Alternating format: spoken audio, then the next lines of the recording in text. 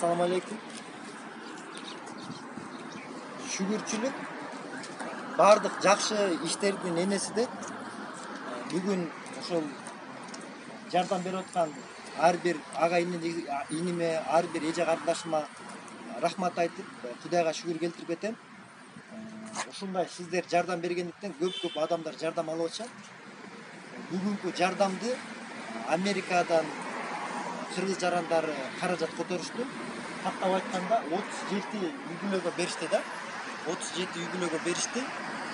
Кудай буйруса азыр берип баштайбыз. Ар бир пакет боюнча дагы бир маалымат берип коебуз сиздерге. Мисалы үчүн 1 килограмм киплак, бул жакта 3 килограмм рожки, бул жакта 2 литр май, 2 литр май.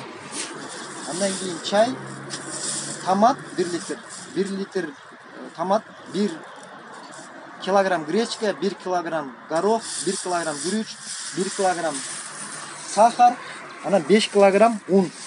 Ушул bir paket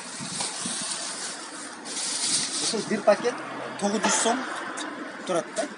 Ушундай пакеттерден 37 пакет болду.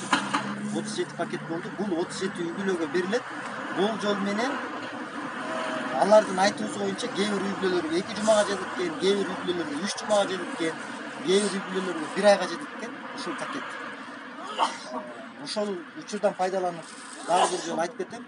Урматтуу бир туугандар, сиздерге рахмат. Аллах Таала берген садакаңызды кабыл кылсын, калган дүйнөңүздөргө береке берсин. Бул пакеттер дагы бир жолу Америкадагы кыргыз жарандары демөөрчү болушту. Кыргыз жарандары жардам кошту. Америкадагы жашап иштеген. Дагы бир жолу рахмат. Кудай буйруса азыр таркатып баштайбыз, өз ээлерине жетет. Ассаламу алейкум.